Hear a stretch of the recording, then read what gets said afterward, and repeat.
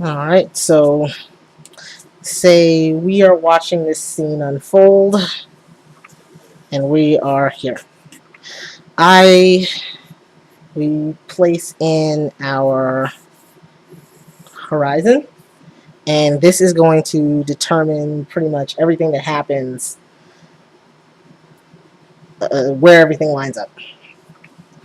So we're watching this guy and this girl at a table.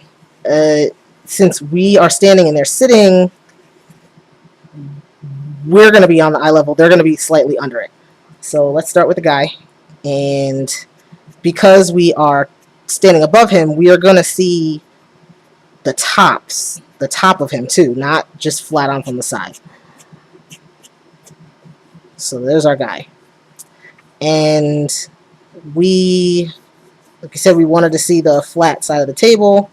And yeah, we'll do that. But, a table is not going to be, couched up right underneath him. And tables are bigger than that. That table's not big enough to hold two plates, front to back. So we're going to make sure the table is long enough.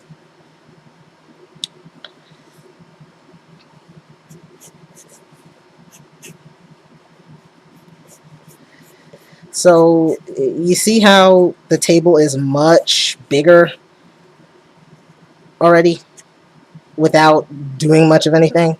And we've got our little jukebox on there, which we're also going to see the top of because, we're still taller than it.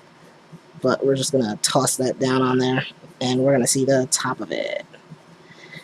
And the same goes for our girl, but, she's kind of slouched down, so her head's lower than the guy's.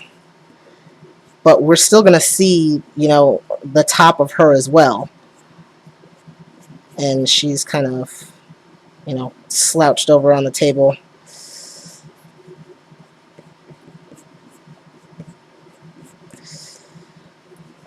And because we see the tops of him, now I can't tell in your picture whether his hands are together or not, but I'm going to put them together. Well, those are some pretty long arms. Let's hunch them over a little more. Right, so there we have our interior, and the seats they're sitting on, we're looking at the side of the seat, and they would line up on both sides. And I'm assuming these seats only seat one person, and these would also converge on your same point, but the seats can't be further than the table, which is against the wall. So this is going to be a little before the edge of the table, just for some, so you don't get a tangent there, is going to be the sitting part of the chair.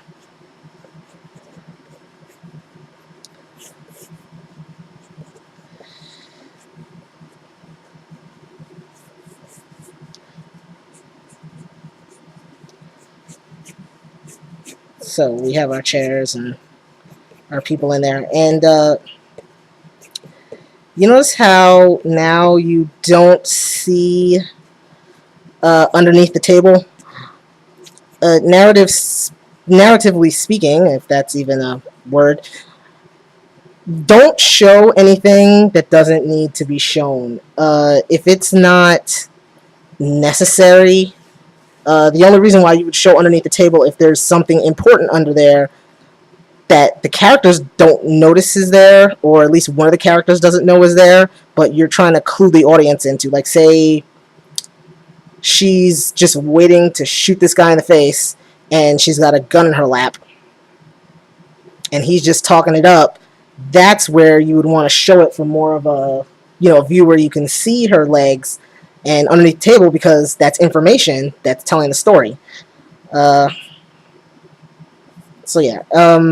Then we have our wall, which you wanted it to line up with to be about as tall as the guy sitting. I wouldn't put it on his eyes though, because that almost confuses it with the It's got to be taller than the seat, though. That almost confuses it with the horizon, because you don't want it to look like there's two horizons. And for the sake of simplicity, I'm just going to make one big window. And that's our top.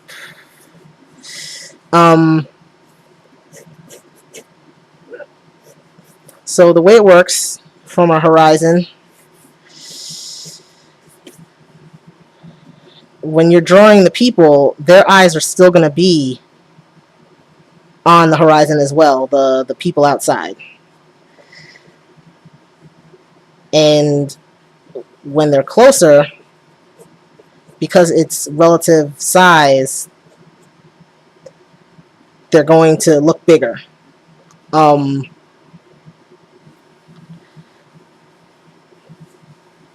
This would be someone like directly out the window, lurching by. And someone who's really, really far, be extra tiny. So that's how you would go about populating a street. Like, we wouldn't see the sidewalk on this side, but we could see the sidewalk across the street.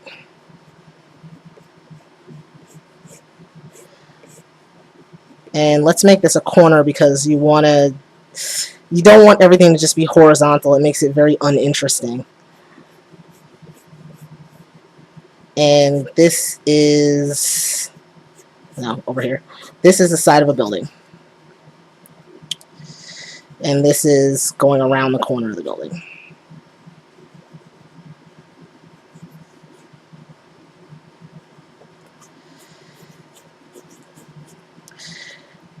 Then these are, tall buildings.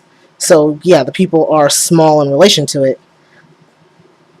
And this one is probably someone who's crossing the street that way. They just stepped off the curb.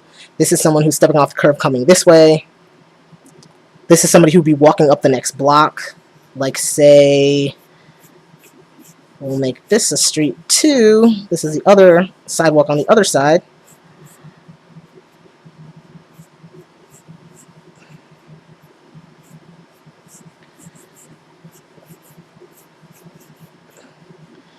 And that would give us buildings as well. So say we've got this building. Now, the thing with the buildings are they're taller than everything that you're drawing in the image. So let's actually make this a short building in relation to the other buildings. This also, the side of this is going to, and since it's closer, we're going to see a lot more of the building of the side. And say the next building is taller.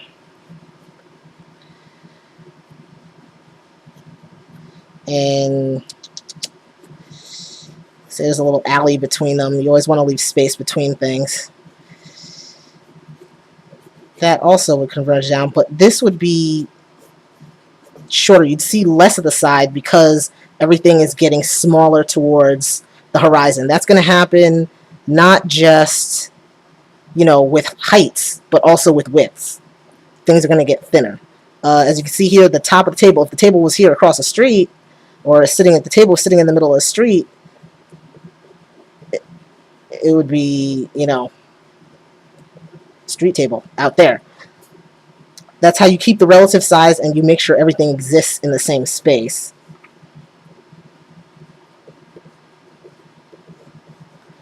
Say this is like a smaller building there, going backwards. And then it would go this way all the way down the block. And then if you have, a really tall building,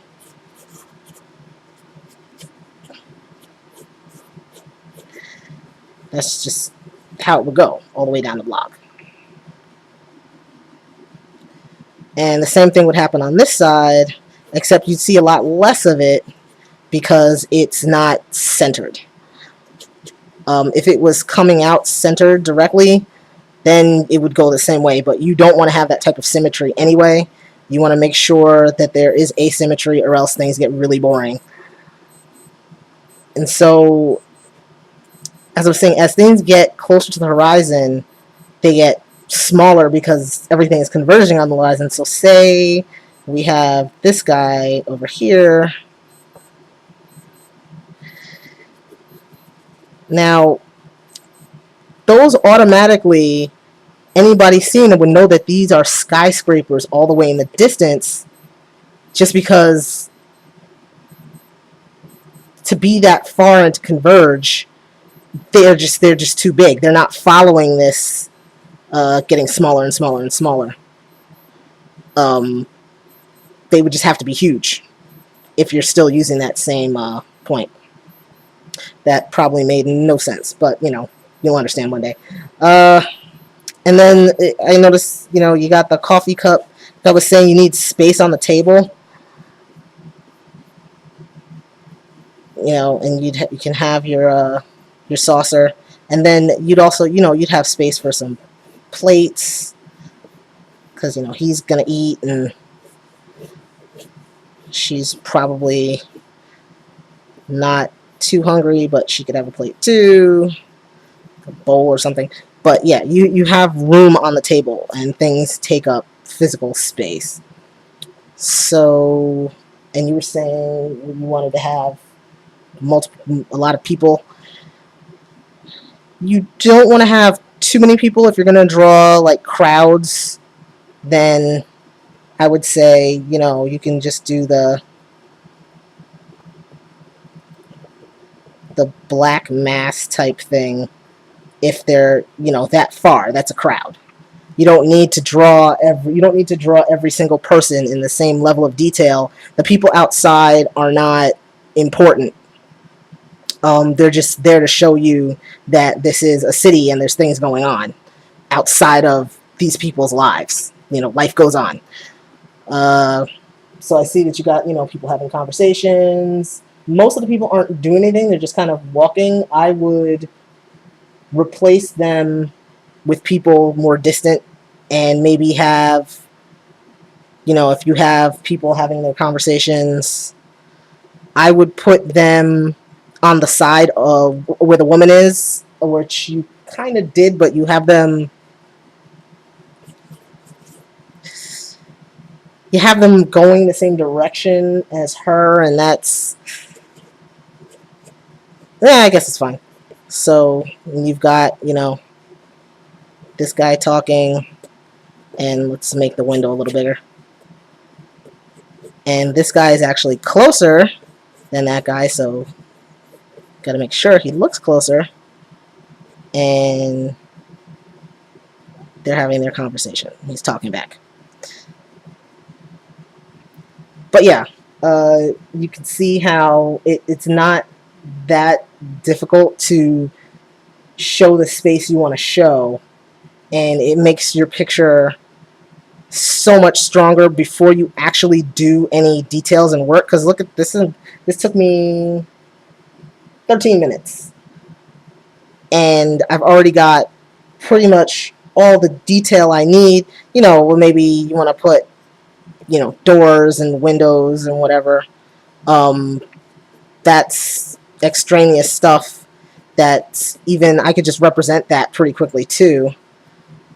And it's still this, fire escape if there is one. It's still got everything in there that you need. That's going to help you keep consistency in the drawing. Like in your drawing, and I did remove a lot of the details so I could actually see what was going on, because it was pretty busy with the checker texture and everything going on. And then your street is kind of oceany. I couldn't really tell what was going on with that, so I just kind of took that all out to leave it in just line. But all of this comes before the checkers and the people, the details of the people. So yeah, that's it. You've got interior, exterior. That's pretty much everything.